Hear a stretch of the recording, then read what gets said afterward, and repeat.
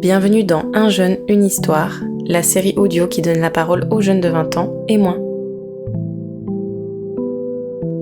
Une production signée Colette Cause, animée par Eva Bourgin.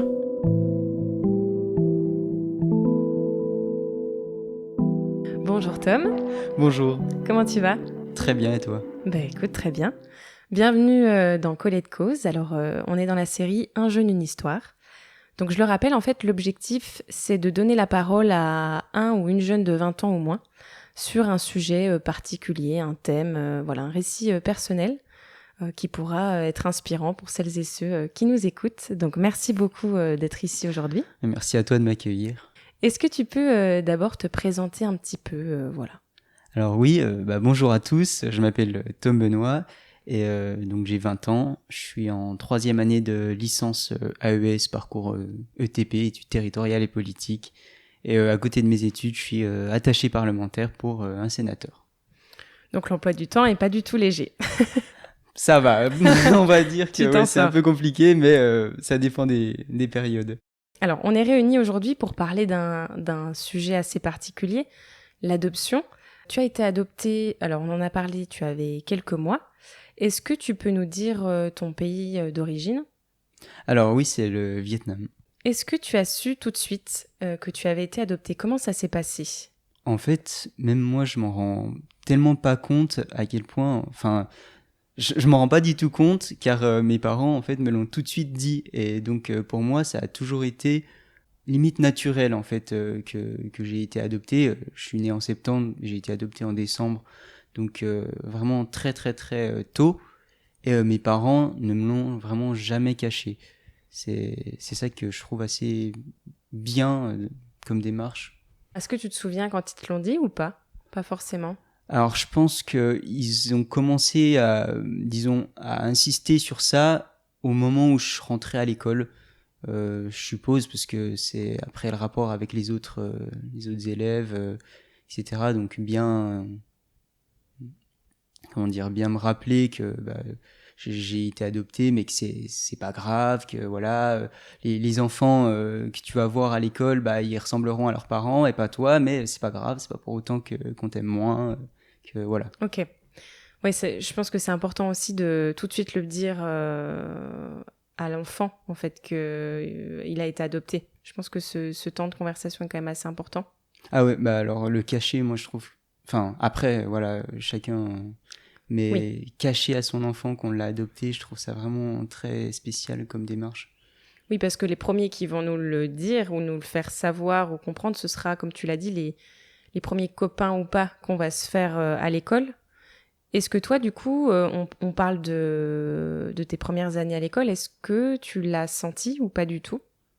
Alors en fait, je l'ai senti, mais pas du tout d'une manière négative. C'est-à-dire que je viens d'une petite école de campagne, vraiment où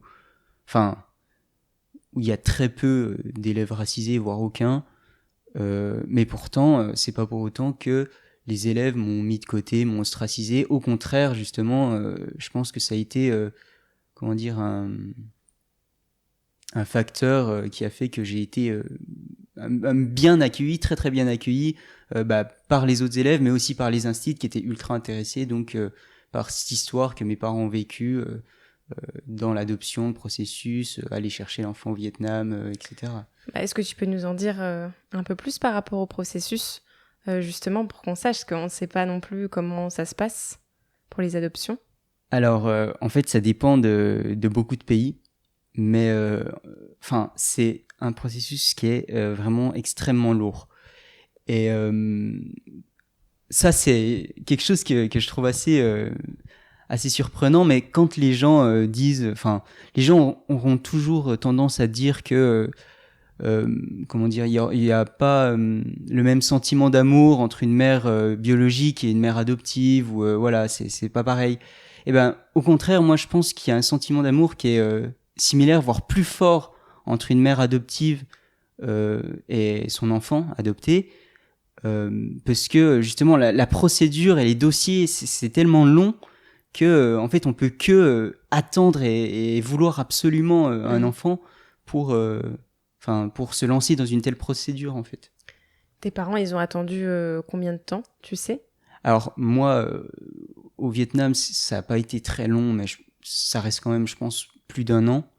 Mais par contre, pour ma sœur qui a été adoptée en République démocratique du Congo, là, pour le coup, c'était vraiment extrêmement long et extrêmement incertain. Donc ça a duré il me semble, plus de 3-4 ans. C'était vraiment énorme. Et tu reçois une lettre un beau matin dans ta boîte aux lettres qui dit que tu peux venir chercher ton enfant. Alors, il me semble que c'est à peu près comme ça, ou un Ouais, coup de fil. un coup de fil. Ouais. Est-ce que tes parents t'ont raconté comment ça s'était passé quand ils sont venus au Vietnam te chercher Est-ce qu'ils t'en ont parlé un petit peu de ça? Alors oui, ils m'en ont parlé, mais eux, ils ont fait un voyage au Vietnam avant de venir me chercher pour vraiment, comment dire, s'imprégner de la culture, découvrir un petit peu. Puis après, ils sont revenus en décembre pour me chercher. Et ils ont pris beaucoup de photos. Et ça, je trouve que c'est ultra bien parce que du coup, toute ma vie, environ une fois par an, je ressors ce dossier photo et je peux en parler avec mes parents, redécouvrir un peu les étapes de l'adoption en fait, et comment ça s'est déroulé, comment ils m'ont accueilli, voilà. C'est quoi l'étape qui t'a le plus marqué, qui t'a le plus touché dans ce processus quand tu le racontes une fois par an avec tes parents, de tes souvenirs? Il y a un épisode que ma mère m'a raconté il y a pas si longtemps que ça, et je trouve ça hyper touchant. Et c'est vrai que, quand elle me l'a dit, je me suis dit mais c'est fou en fait. Euh, alors la première fois que j'ai rencontré ma mère, donc j'étais minus, hein, je devais avoir 3-4 mois, c'était en décembre, et bon, ça faisait 20 minutes, enfin non, allez, 2 heures que voilà, ma mère m'avait, et voilà. Et du coup, elle avait rendez-vous, il me semble que c'était dans une ambassade ou je ne sais où, pour faire des papiers. Le personnel administratif demande bah, ça fait combien d'années que vous avez, combien de jours, combien de mois que vous avez votre enfant. Et ma mère dit bah ça fait 2 heures quoi. Le personnel administratif dit c'est pas possible en fait. Votre enfant quand il vous regarde, il boit vos paroles. euh, on dirait qu'il vous a tout de suite apprivoisé. Enfin, vous avez un rapport qui est tout de suite extrêmement fusionnel, et c'est pas possible que vous vous connaissiez que depuis 2 heures. Elle m'a dit mais en fait voilà, ça faisait 2 heures qu'on se connaissait, et puis déjà il y avait cette Connexion. cette connexion assez incroyable. Mm. Et c'est vrai que ça m'a beaucoup touché quand elle m'a dit ça, parce que je trouve que c'est merveilleux quand même comme. Ouais. Ah bah comme anecdote, c'est sûr. Comme si que t'avais attendu ta maman Ouais, toute c'est ta ça. vie. Enfin, depuis 3 mois du coup, Mm. vu que depuis ta naissance. Est-ce que je peux te demander pourquoi t'as été entre guillemets laissée par ta maman biologique, si je peux le dire comme ça? Alors ça, j'en ai aucune idée. Enfin, souvent les orphelinats, c'est devant la porte, voilà. Ils ouvrent la porte un matin, il y a un berceau, un enfant, et puis voilà, c'est comme ça. Les mères souvent laissent leur enfant devant la porte de l'orphelinat, ou viennent le déposer et repartent. Voilà. D'accord. Tu sais est-ce que ça t'est arrivé du coup? Est-ce que tu as été déposée comme ça? Tu le Ouais, sais? il me semble que c'est comme ça. Après, je pourrais me renseigner, mais je l'ai pas encore fait. Hmm. Mais il me semble que c'est comme ça. Enfin, d'après ce que mes parents me disent. Ouais. Et moi, la question aussi que je me pose, alors c'est pas une question, encore une fois, on n'a pas la science infuse, mais est-ce que c'est la pauvreté aussi qui fait que ces femmes-là, ces mères déposent leurs enfants auprès des portes des orphelinats Est-ce que t'en sais un peu plus sur la situation aussi là-dessus? Alors oui, je pense que c'est en partie la pauvreté. Et puis, le fait de déposer un enfant à l'orphelinat, c'est quand même une espérance qu'il a un avenir mieux que celui qu'elle peut lui offrir, en fait. Oui.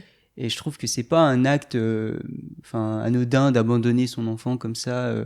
C'est vraiment, je le laisse, euh, même si, forcément, quand on fait un enfant, on l'aime, voilà, mais je laisse cet enfant entre les mains de l'orphelinat, dans l'espérance qu'il ait un avenir mieux, en Meilleur. fait, meilleur que ce que je peux lui offrir. Hmm. C'est extrêmement triste, mais je trouve que c'est un acte assez solennel aussi, hein. Ouais, symbolique aussi. Bien sûr. Et est-ce que Alors, je crois que j'ai déjà la réponse, mais est-ce que tu as souhaité en savoir plus aussi sur tes parents biologiques ou pour le moment, c'est pas quelque chose qui te fait cogiter ou auquel tu penses? Alors non, enfin, je sais qu'il y a beaucoup d'enfants adoptés qui veulent en savoir plus sur leurs parents biologiques. Moi personnellement, enfin en ce moment, c'est un peu difficile de sortir de la routine, disons, de ma vie, mais c'est vrai que bon, un jour, j'aimerais retourner au Vietnam, par contre. Et, euh, et c'est assez amusant qu'ils me disent ça parce qu'il y a à peu près un an, j'ai fait la connaissance d'une fille qui avait été adoptée aussi au Vietnam, mais qui a 30 ans. Et en fait, enfin, ça a été une révélation. Je sais pas comment expliquer, mais on a tellement de points en commun et puis on a vécu, enfin, on a perçu exactement de la même manière notre adoption, donc on en a parlé pendant longtemps et puis aujourd'hui on est très très amis. Et elle, elle a jamais voulu connaître son passé avec ses parents, pareil, adopté très très jeune. Et elle a fait 3 voyages au Vietnam, donc plusieurs fois pour de l'humanitaire, une fois pour un mariage. Et le dernier qu'elle a fait, elle est retournée à son orphelinat et en fait elle a découvert qu'il y avait possibilité en fait de retrouver sa famille.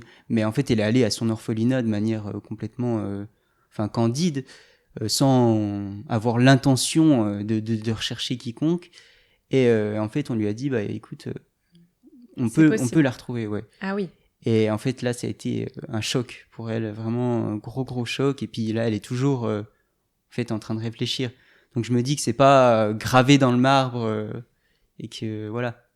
Pourquoi tu penses aussi que ça demande de la réflexion de rencontrer ses parents biologiques? Tu dis que du coup ça a été un choc aussi pour elle. J'imagine qu'il y a l'émotion. Et est-ce qu'il y a aussi cette, euh, cette peur de découvrir d'où l'on vient? Entre guillemets, je parle scientifiquement aussi parlant, hein. Mm. Alors, je me suis jamais trop posé la question, mais je pense que moi, ma personnalité et ma personne entière, on a souvent cette blague de dire que bah, moi je suis une banane, c'est jaune à l'extérieur et blanc à l'intérieur. Et moi, toute ma personnalité s'est construite enfin, à travers la manière dont mes parents adoptifs m'ont éduqué, ma manière de penser, c'est aussi... Enfin, ça n'a aucun rapport. J'ai uniquement, du coup, le physique de ma mère biologique. Et donc, je suis, enfin, il n'y a pas cette connexion comme, voilà, je sais pas trop comment expliquer, mais Oui, disons que pour revenir à la question, c'est est-ce que toi, en tout cas, si tu avais la possibilité de rencontrer tes parents biologiques, tu le ferais? Ou, ou je, ça prendrait de la réflexion, pardon, comme pour ton ami? bah, je pense que je réfléchirai quand même, Oui. mais je le ferai parce que je suis pas, enfin, je suis pas rancunier par rapport à ça. Au contraire, je suis plutôt reconnaissant parce que aujourd'hui, bah, j'ai vraiment une vie très très confortable et que bah, au Vietnam, ça aurait été peut-être Plus compliqué? plus compliqué, différent, ouais. Bah, j'ai la question qui suit, c'est comment tu décrirais le lien entre l'adoption et la construction de soi, surtout à ton âge? En tout cas, est-ce que là, il y a un lien ou pas du tout? C'est-à-dire que tu parles d'identité. Est-ce que parfois tu te réfères à ton adoption en tant qu'enfant adopté ou absolument pas? Tu te considères absolument normal comme les autres? Euh, alors, il y a plusieurs choses. Par rapport à l'identité, moi, j'avais tendance énormément à dire que les enfants adoptés, ça avait très souvent des problèmes d'identité. Donc, Mm. se reconnaître, enfin, par exemple, moi qui suis asiatique, à côté d'un asiatique qui a été élevé par une famille asiatique, on se ressemble pas du tout. On se ressemble physiquement, mais on se ressemble pas du tout dans la manière de se comporter, de penser, etc. Puis à côté d'un blanc, bah, on se ressent pas du tout physiquement. Et donc, problème d'identité, etc. Et j'en ai parlé un jour à ma mère, et elle m'a dit non, en fait, enfin, les gens voient tout à travers le prisme de l'adoption, parce que bah, c'est vraiment ce qui a marqué la vie de quelqu'un. Mais quand on y réfléchit, je pense qu'il y a énormément d'adolescents, de jeunes qui ont des problèmes d'identité sans pour autant être adoptés, en Mm. fait. Et donc, il y a cette limite qui est un peu floue entre est-ce que les problèmes d'identité viennent de l'adoption ou juste de l'adolescence en général, et puis comme ton dernier podcast, les réseaux sociaux. C'est hyper intéressant ce que tu dis, et en fait ça me fait penser à l'inverse, c'est-à-dire que en tant qu'enfant adopté, peut-être que la quête de soi est peut-être plus facile, enfin en tout cas c'est moins un sujet tabou ou un sujet qui te vient un jour en pleine face qu'un enfant qui a grandi entre guillemets avec ses parents biologiques tout de suite. Enfin, tu vois, je pense que peut-être que l'enfant adopté s'est déjà posé ces questions-là bien avant l'enfant qui n'a pas été adopté, et donc moins de surprises, moins de peut-être de névrose aussi durant l'adolescence. Donc peut-être que même parfois ça agit de manière plus positive, on va dire, en tout cas pour se trouver et s'assumer tel qu'on est réellement, quoi. Ouais, Voilà. c'est un peu ça, ouais. C'est une petite aparté philosophique, mais non, franchement. oui, c'est exactement ça. C'est vraiment la nuance, comme tu dis, entre... Parce que c'est vrai qu'à l'adolescence, on se cherche beaucoup. Et quand on parle d'adoption, forcément, on pense à où est ma place, qu'est-ce que je fais ici, qui suis-je. Mais finalement, comme tu dis, on n'a pas besoin d'être enfant adopté pour se poser ces questions-là. Exactement. Quand tu t'es posé ces questions-là sur ton origine ou autre, en tout cas, je pense pas pour toi. Donc du coup, je parle de manière plutôt générale, peut-être par rapport à ta sœur ou autre, mais est-ce qu'on peut ressentir de la culpabilité de s'intéresser vraiment à son passé et à ses parents, biologiques, au lieu de ses parents adoptifs qui ont fait tant de choses, on va dire, pour que tu te retrouves dans leurs bras, quoi. Est-ce que tu penses que ce sentiment peut exister ? Alors, je pense que ce sentiment peut absolument exister, mais il n'existe pas quand les parents font en sorte qu'il n'existe pas, en fait. Sans donner de nom, mais il y a des groupes, en fait, d'adoptants qui sont montés, donc forcément, il y a des associations, et puis mes parents ont rencontré plein de gens, notamment dans leur chambre d'hôtel, dans leur hôtel, qui allaient adopter un enfant au Vietnam, donc c'est devenu des amis qu'on a rencontrés plusieurs fois, en fait, au fil des années, et on remarque que en fonction du rapport entre l'enfant et les parents adoptifs, c'est vraiment ce qui va définir, je sais pas comment expliquer, mais comme la culpabilité qu'ils vont avoir par rapport donc au fait de chercher leur famille et au passif. fait de... Ouais, exactement. Est-ce que toi tu te souviens de quelque chose que tes parents ont fait ou qui t'ont dit, qui t'ont justement marqué pour que tu prennes tout ça de manière ultra positive? Parce que évidemment il y a l'adoption, mais il y a les parents derrière, comme tu le dis, tu parles souvent de ton papa ou de ta maman. Est-ce que tu te souviens de quelque chose, voilà, qui t'ont dit ou qui ont fait par rapport à toi, qui t'a vraiment aidé aussi par rapport à l'adoption, en fait? Mes parents m'ont beaucoup aidé aussi, et par rapport au fait que forcément quand on est gamin, on se fait parfois emmerder pour ce à quoi on ressemble, voilà.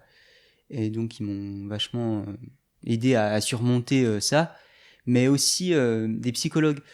Et je sais pas si c'est obligatoire ou pas obligatoire, mais je sais que moi, tous les ans, de mes 1 an à mes 18 ans, c'était une fois tous les 6 mois. D'accord. On allait voir donc un docteur spécialisé dans l'adoption. Et donc, je lui racontais comment ça se passait à l'école, quel était mon rapport avec les autres, et est-ce que je me faisais embêter, voilà. Et lui, il arrivait vachement bien à trouver des réponses, en fait, à mes questionnements par rapport à ça.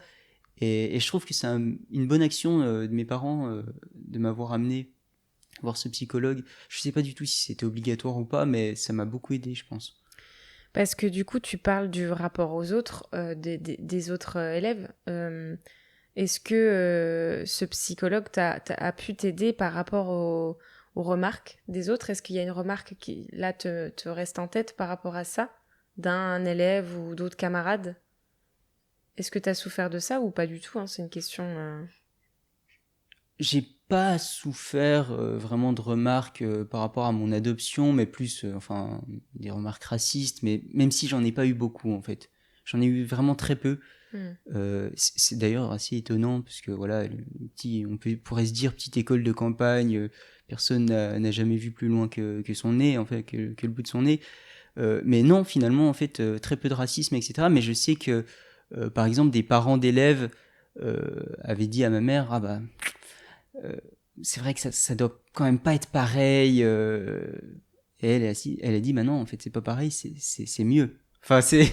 Non, mais c'est dingue. Oui, mais Ouais. mais c'est l'ignorance, en fait, des gens par rapport à ça. Et c'est pour ça que je te remercie de faire ce podcast pour éclairer un peu aussi ça, parce que forcément, les gens se posent des questions parfois qui peuvent paraître dingues, alors qu'en réalité, on a juste une vie normale, quoi. Tu sais, ce que tu me dis, ça me fait penser, là je fais une aparté au podcast, au premier podcast que j'ai fait avec Ilona, qui me racontait que les premières remarques que tu as, c'est pas forcément des enfants qui sont avec toi, Ah mais non. des parents Ah non, d'enfants. oui. Elle a des cheveux, enfin pas blancs, mais enfin si, un peu blancs, alors là, d'une couleur qui peut, entre guillemets, je sais pas, surprendre peut-être, j'en sais rien. Et donc, par rapport à l'albinisme, et donc elle avait voilà, des remarques, enfin sa maman avait des remarques de d'autres parents qui étaient, ou de personnes plus âgées aussi. Mm. Et ça, tu te dis, tu as l'impression que c'est les jeunes, mais pas forcément, quoi. Ah non, ouais, c'est spécial. Est-ce que ces expériences-là, le rapport aux autres, en fait, à travers ton expérience, a pu être source de colère ou d'incompréhension, d'injustice peut-être? On t'a du coup remis dans la tête que tu étais enfant adopté, alors que toi, tu ne le vis pas. Enfin, je veux dire, ce n'est pas ton identité, ça ne fait pas partie de ton identité. Bien sûr que tu es enfant adopté, mais en tout cas, ça ne te définit pas. Bah c'est ça, ouais, le truc. C'est que, mais parfois même, notamment pour ma copine, par exemple, quand je l'ai rencontrée, mais je lui ai jamais dit que j'avais été adopté. Puis un coup, elle m'a dit, mais en fait, enfin, au bout de quelques mois qu'on parlait, etc., elle m'a dit, mais en fait, t'es adopté. Je fais, ah bah oui. Oui, Mais, comme si tu... enfin, Oui, voilà. Elle me dit, bah, je m'étais posé la question parce que c'est vrai que tu ressembles pas du tout à tes parents, mais après, dans ta manière d'être un peu quand même, donc je savais pas trop. Et en fait, j'avais zappé, quoi. Et ah, aussi, wow. de notre côté, c'est pas la première chose que je vais dire aux gens quand je les rencontre. Et puis, en fait, il y avait ça aussi quand j'étais petit. C'est que j'avais vraiment pas envie que les gens se disent, oh là là, il a été adopté, punaise, le pauvre. Te plaignent en fait. Ouais, c'est ça. Recevoir la pitié des gens Mm. pour rien, sachant que Ah ta oui, c'est situation... ça. Enfin, je veux dire, t'es entouré d'amour, t'es... Mais en fait, ce que tu me dis me fait vraiment penser à Ilona, parce qu'elle-même, avec l'albinisme, elle-même ne voulait pas qu'on la définisse par rapport à ça. Mm. Et elle, il y a aussi un caractère physique aussi, puisque quand tu es albinos, t'as la peau plus claire, t'as les cheveux plus clairs, donc il y a ce truc aussi de différence aussi physique, bah, comme toi aussi tu peux le porter, hein, par rapport, on va dire, un Français ou autre, un Européen, quelqu'un qui est né en France, et tu peux te dire, punaise, les gens s'arrêtent vraiment au physique aussi, parce Ouais. qu'ils te définissent aussi par rapport à ça. Ouais, c'est ça. Bah, après, l'intérêt, c'est aussi d'en faire en quelque sorte une force et de rebondir sur ça. Franchement, enfin, c'est pas un handicap du tout. Moi, enfin, personnellement, ça m'handicape pas du tout dans la vie de tous les jours. Je dirais même au contraire, quoi. Mais, par contre, c'est vrai que, oui, quand j'étais petit, j'avais vraiment très peur que les gens s'apitoient complètement sur mon sort, alors que pas du tout, quoi. Ouais, T'as juste envie d'être quelqu'un de normal et puis voilà. s'arrête à ça, ouais, effectivement. J'allais te poser la question, quelle est selon toi la plus grande force qu'une adoption peut apporter à un enfant, pour toi?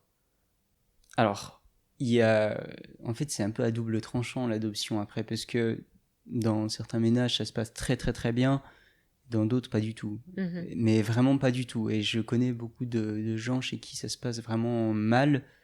Mais moi, personnellement, ça m'a vraiment, enfin, appris à être fier de mes origines asiatiques, mais aussi de mettre en avant la culture française dans laquelle j'ai grandi. Et moi, c'est ce que je trouve fabuleux à travers ça. C'est que tu as vraiment cette dimension un peu multiculturelle Ouais. où bah, tu es très content d'être asiatique, mais aussi très fier d'être français, d'avoir grandi dans une culture française et baigné dans ça. Et moi, je trouve que c'est ce qu'il y a de plus beau dans l'adoption. D'un autre côté, mes parents ont vraiment fait aussi l'effort de me rapprocher de cette culture asiatique que j'avais pas eu forcément vu que ils m'ont adopté très jeune. Et donc, ça peut paraître absolument futile, mais on faisait beaucoup de choses en rapport avec l'Asie, le Vietnam, des conventions, restos, cinéma. Vraiment, ils ont essayé de. Ah, c'est dingue. Ouais, je trouve que ça, c'est vraiment bien. Et par contre, pareil, il y a un truc qui me révolte absolument, c'est j'avais vu un TikTok et un tweet, mais pareil, ça revient le truc des réseaux sociaux, des gens qui ne savent pas en fait et qui disent des choses. Et je me souviens que quelqu'un avait dit que l'adoption, c'était un acte de colonialisme blanc. Le fait d'adopter un enfant à l'étranger, c'est les blancs. Et moi, je trouve ça mais absolument stupide, en fait. Et justement, là, le fait que mes parents aient fait l'effort de me sensibiliser à ma culture d'origine, c'est pas du tout... Oui, non, ça n'a aucun rapport, oui. Et c'est fou quand même que tu dises... Mais est-ce que ce rapport aussi, cette sensibilité que tu as par rapport à ton pays, fait qu'aujourd'hui, tu te sens OK avec cette situation en mode... oui, mes parents ne sont pas mes parents biologiques, mais pour autant, je suis fière de mes racines. Enfin, est-ce que tu penses que ça a vraiment contribué au fait que tu sois aujourd'hui serein avec cette situation-là? Je pense que oui, c'est ça. Et ils ont fait le travail qu'ils avaient à faire de parents pour moi, qui est de vraiment jongler entre ces deux cultures, en fait. Et de dire, même si tu viens de là-bas, c'est chez nous maintenant que tu habites, donc voilà. Non, t'as jamais été au Vietnam, hein? Non, mais j'aimerais beaucoup y retourner, parce que justement, cette copine qui me dit que les 3 voyages qu'elle a fait, ça a changé 3 fois sa vie, en fait. Elle m'a dit littéralement sa vie. Et c'est vrai que j'ai beaucoup envie d'y retourner pour avoir cet effet un peu... parce que justement, c'est ce qui me manque peut-être aussi, de vraiment se rattacher avec mes racines, parce que là, comme je te dis, pour moi c'est exactement, c'est linéaire. J'ai pas, je sais pas comment expliquer, mais si j'étais né français, ça aurait été exactement la même chose, vu que j'ai été adopté très jeune. Mais pour autant, t'as ce manque, alors que, enfin, ce manque. Justement, en tout cas, cette curiosité. Oui, c'est ça, c'est plus une curiosité qu'un manque, parce que justement j'ai tu ne l'as aucun pas manque, connu. mais peut-être que ça va déclencher quelque chose d'y aller, un manque et d'y aussi, retourner. oui, c'est ça, exactement. Qu'est-ce que tu préfères dans la culture, j'allais dire asiatique, mais même vietnamienne? Qu'est-ce que t'aimes le plus, que tu t'es renseigné? Qu'est-ce qui te fait le plus envie ou rêver, tu sais? Il y a plein de trucs, mais c'est assez drôle dit comme ça, mais c'est vrai que les Asiatiques, en général, c'est... je sais pas comment expliquer, mais c'est vraiment... je sais pas comment expliquer, c'est assez bizarre. Mais par exemple, je vois un enfant asiatique dans la rue, mais je suis comme un fou. Je sais pas comment expliquer, mais le visage, Peut-être ce manque aussi de pas avoir des personnes autour qui te ressemblent physiquement, même si tu te définis pas par ton physique, mais peut-être une communauté, j'en sais rien, peut-être une reconnaissance aussi, je sais pas. Justement, c'est ça qui a creusé. Parce qu'en même temps, tu n'as jamais été au Vietnam et tu te sens... pour toi, si t'étais né en France, c'est absolument pareil. Mais pour autant, quand tu croises quelqu'un, un enfant asiatique qui te ressemble, ça te procure de la joie et une émotion. Ouais, c'est ça, exactement, ouais. Et c'est dingue. Parce que ta sœur, du coup, tu le disais, elle a été adoptée. Ça va faire 10 ans. Rappelle-moi le pays. République démocratique du Congo. République démocratique du Congo. Est-ce que elle, c'est complètement différent? Ça s'est passé différemment? Ah, mais c'est complètement différent. Et c'est pour ça que, pour moi, chaque personne adoptée a son histoire et c'est vraiment propre à la personne. Et puis, c'est vrai que ma sœur, ça a été vraiment différent parce que c'est une culture différente. Et elle a été adoptée à un âge aussi... elle a 16 ans aujourd'hui, bientôt 17. Et elle a été adoptée il y a 10 ans, donc 6-7 ans. C'est pas du tout pareil, ouais. C'est pas du tout pareil. Et tu le perçois aujourd'hui? Est-ce que tu le ressens que le rapport aussi à l'adoption n'est pas le même chez ta sœur que pour toi? En fait, après, comme je te dis, il y a tout le temps cette limite de est-ce que c'est la manière dont les parents ont élevé ou alors est-ce que c'est l'adoption? C'est vraiment... il y a un flou vraiment autour de ça. Mais c'est vrai que ma sœur, on n'est pas, mais vraiment pas du tout pareil. Mais à l'image qu'un frère et une sœur ne sont pas pareils, quoi. Est-ce que c'est à cause de l'adoption ou pas? Je te posais la question pour savoir aussi si elle parlait peut-être de... En tout cas, si tu voyais des émotions qui étaient peut-être moins positives que les tiennes par rapport à ça. Tu dis que tu ressors une fois par an ce processus en fait en photo quand tes parents sont venus te chercher. Est-ce que pour elle, il y a aussi ce rituel ou pas du tout? Tu vois, je pense aussi à ça. Ouais, eh ben non, elle pas du tout. C'est vraiment... est-ce que c'est amnésie post-traumatique ou alors justement le fait... En fait, c'est très intime pour elle. D'accord. C'est vraiment extrêmement intime. J'en parle jamais. Elle en parle un peu avec mes parents. Et je sais que là, dernièrement, elle en avait parlé à une amie qui est très très proche. Et en fait, son amie, elles se sont disputées, puis elle en a parlé un peu à tout le monde. Et je sais que ça lui avait fait beaucoup de mal, en fait, le fait qu'elle se soit confiée sur sa vie d'avant, ouais. Et qu'en fait, les gens maintenant le sachent. Ah oui, d'accord. C'est-à-dire que l'amie a dit aux autres ce qu'elle lui avait confié. Ouais, voilà. Parce que en gros, oui, elle lui a confié un secret par rapport à ça qui était assez important. Oui. Et c'est vrai que du coup, le fait qu'elle le dise. Ouais, du coup, je pense que le sujet devient encore plus peut-être tabou. Ouais, exactement. Oui, parce qu'elle a été adoptée à 6-7 ans, donc on garde des souvenirs à cet âge-là, contrairement peut-être aux 3 mois ou quand... Oui, et puis en plus, les orphelinats en République démocratique, c'est pas du tout pareil qu'au Vietnam, même si au Vietnam, c'est quand même pauvre. En République démocratique, c'est vraiment l'extrême pauvreté. En ce moment, il y a le génocide au Congo, mais c'était très dur. Franchement, je pense que c'était très très dur. Et elle était âgée, en fait. C'est terrible de dire ça, mais âgée à 7 ans. Quoi. Et elle s'occupait des petits de l'orphelinat, parce qu'en fait, tu peux pas... quand t'es nous, on se retrouve très vite pour un nouvel épisode sur Collet de Cause. Merci beaucoup. Comment on appelle ça? Et puis gros bisous. Une gestionnaire d'orphelinat Oui, une personne qui s'occupe de... En tout cas, le personnel. En fait, t'as pas d'autre choix que de déléguer ton boulot à des gamins de 6-7 ans pour qu'ils s'occupent des petits qui ont 1 an ou 2. Et tes parents, pareil, sont venus... Est-ce qu'ils ont fait une prévisite avant? Enfin, une visite... Ou alors ils sont directement venus la chercher, tu sais? Alors, eux, ils sont direct allés parce que, en fait, c'était tellement dur, en fait. On est parti en vacances peut-être 3-4 mois avant. On savait même pas qu'il y allait avoir le Yes, en fait. Le Yes, il est arrivé peut-être 1 mois avant.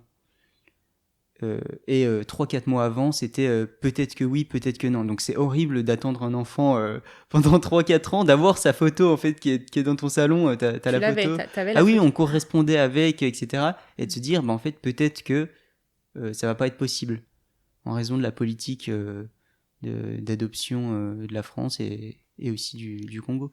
Parce que moi, j'ai une question aussi qui me vient. Quand tu fais une demande d'adoption, est-ce que tu choisis le pays dans lequel tu souhaites adopter l'orphelinat ou ça aussi c'est un peu hasardeux Alors, il me semble que tu choisis quand même le pays. Oui. Et après c'est pas... Ça pareil, les gens ils pensent que t'arrives comme dans un magasin et tu choisis celui-là. Ouais, Non, en fait, on te donne...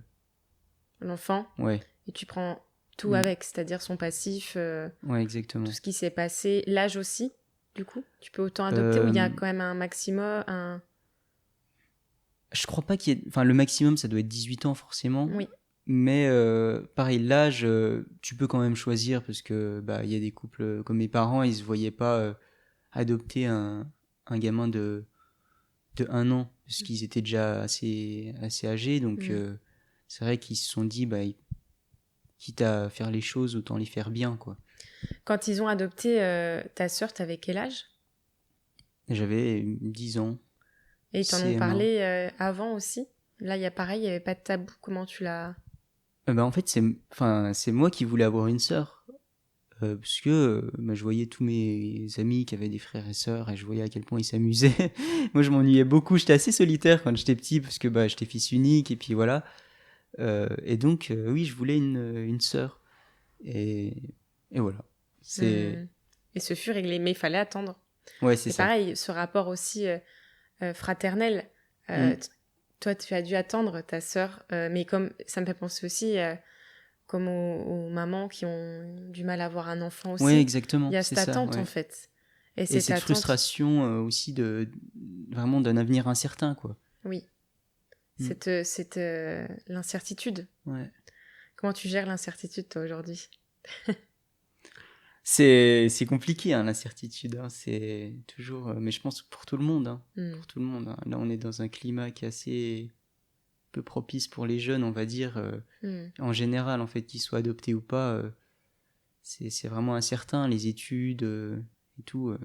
Ouais, l'avenir est incertain, oui. Mais après, d'un autre côté, moi, j'ai cette chance d'avoir donc mes parents derrière moi, etc. Donc l'incertitude, elle a un degré qui est relativement bas. Mais il y a quand même l'incertitude et c'est pas facile de gérer, mais je pense pour tout le monde. Bien sûr. J'ai une question aussi là que j'ai sous mon nez.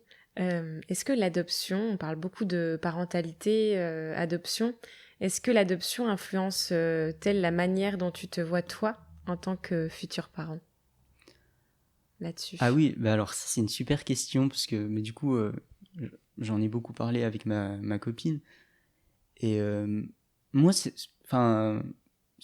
l'adoption j'aurais recours à l'adoption si je peux pas avoir d'enfant mais c'est vrai que je me vois pas adopter mais je sais pas pourquoi. Et pourtant je trouve ça voilà. Mais c'est pas quelque chose que je ferais disons j'ai été adopté donc je vais adopter des enfants Oui. c'est comme ça que voilà. Parce que pareil, c'est aussi, je trouve assez triste de dire, bon allez, je donne la chance à un enfant qui a pas de parents, je donne cette chance. Ça fait un peu, en fait, il me doit quelque chose, quoi. Il me doit quelque chose parce que je lui ai donné sa chance, donc c'est à lui de pas me décevoir, c'est à lui de... Oui, mais pour autant, regarde, tes parents ne t'ont pas fait ressentir ça. Ah oui, non, non. Mais t'as pas envie de... Toi, tu préfères... Mais mes parents pouvaient pas avoir d'enfants. C'est Donc, ça aussi. c'est pour ça qu'ils ont adopté. Mais aujourd'hui, ils le disent, enfin, ils disent, ça me fait rire quand ils disent ça, mais ils disent, si jamais on avait pu avoir un enfant, ça aurait été moins bien, quoi. C'est chouette. Ouais. C'est chouette. C'est hyper chouette. Mais de toute façon, les parents, c'est...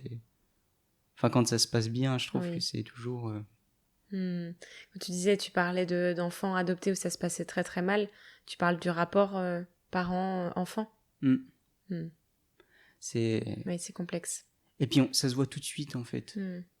Mais après, je veux dire, il y a beaucoup d'adolescents, surtout de notre génération, qui parlent très peu à leurs parents. Et ça, moi, ça m'a révolté. Je me disais, mais pourquoi? Moi, je raconte tout à mes parents, mais vraiment tout. Et ça te permet aussi d'être serein, encore une fois, avec ce Oui, que tu as c'est vécu. ça, ouais. Et ce que tu as envie de vivre, ou au niveau de tes émotions aussi, peut-être. Qu'est-ce que tu leur dirais, toi, à tes parents adoptifs là, en tout cas, Fabrice, Delphine, ce qui s'appelle comme ça. Qu'est-ce que tu pourrais leur dire? Je leur dirais merci parce que ça s'est passé de la manière, on va dire, la plus parfaite pour moi que ça puisse se passer. Bon, bien sûr, c'est jamais parfait à 100%, et puis il y a des choses, mais comment dire, les choses que j'ai à leur reprocher, ça n'a rien à voir avec mon adoption. Oui. Et la manière dont ils ont transmis cette information et puis ils m'ont appris à vivre avec, pour moi c'est la manière la plus parfaite et que tous les parents devraient utiliser, quoi. C'est beau ça, j'ai fait d'écoute. Franchement, mais après pareil, et ça s'est pas passé du tout pareil avec ma sœur, et voilà. Parce que c'était un autre contexte aussi. C'était un autre contexte et voilà, mais je pense que oui, moi mes parents ils m'ont vraiment c'est aussi de la chance, je pense. La chance, et puis que une éducation bien, aussi qu'ils ont reçue, et des valeurs aussi qui vous transmettent, que ça touche aussi à l'adoption, parce que c'est la vie qui a fait que, mais Ouais, c'est ça. Et puis, pas en faire vraiment des trophées. Il y a beaucoup de parents qui adoptent un enfant et ça devient vraiment enfin une poupée en porcelaine, quoi. C'est oh là là, voilà. On a été extrêmement gâtés, mais de l'autre côté, bah, quand ça devait gueuler, bah, ça Ouais, gueulait, quoi. oui, oui. Ouais, j'entends. Ah, c'est chouette.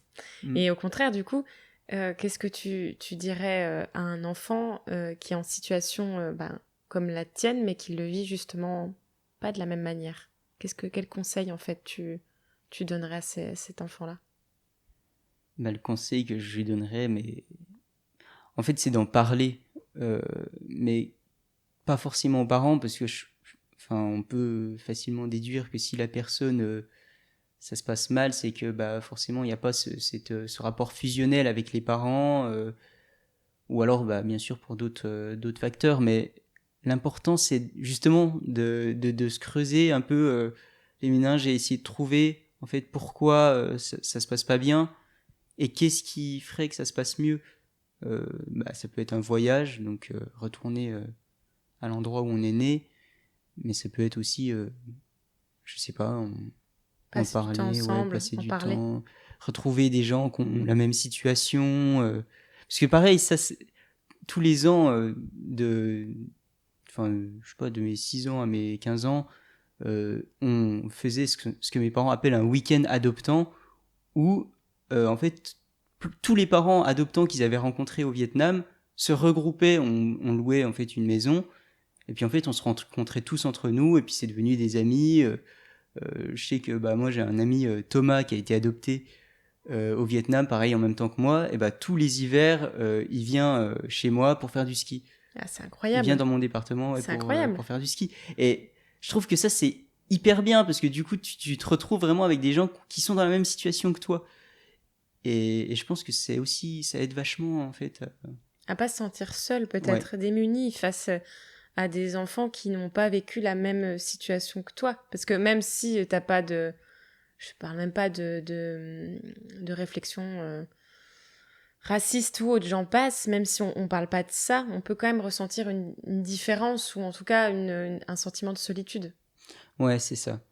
Mm. Après, en fait, mais comme je te dis, c'est assez incroyable, mais la solitude, j'ai l'impression que tout le monde en ce moment la vit, quoi. Ouais. Il- Moi, je me sens très seul dans la vie de tous les jours, assez seul, mais ça a toujours été comme ça. Est-ce que c'est dû à l'adoption? Je suis pas Je suis pas sûr, sûre. parce que voilà, en fait, tout le monde peut se sentir seul, quoi. Mais en tout cas, le meilleur conseil, c'est de bien s'entourer. Ouais, c'est ça, exactement. Ouais. Bah écoute, merci Savoir beaucoup. bien s'entourer, ouais, ça. Bah, merci à toi. Hein. T'as bien aimé la Ouais, conversation? c'était super. Et justement, bah, tes questions m'ont fait vraiment me creuser un peu les méninges et essayer de dire des trucs pas trop fausses, en fait. Bah écoute, je pense que t'as très très bien répondu et puis je pense que je suis même certaine, ça peut aider les gens qui nous écouteront, que ce soit des personnes en situation d'adoption ou pas du tout. Enfin voilà, ça reste très général aussi. Puis le but c'est de se poser des questions, d'y répondre Hmm. ou pas, mais en tout cas de réfléchir. Donc merci beaucoup en tout cas Tom. Bah, je te remercie. Et puis nous on se retrouve très vite pour un nouvel épisode sur Collet de Cause. Merci beaucoup. Et puis gros bisous. Bisous.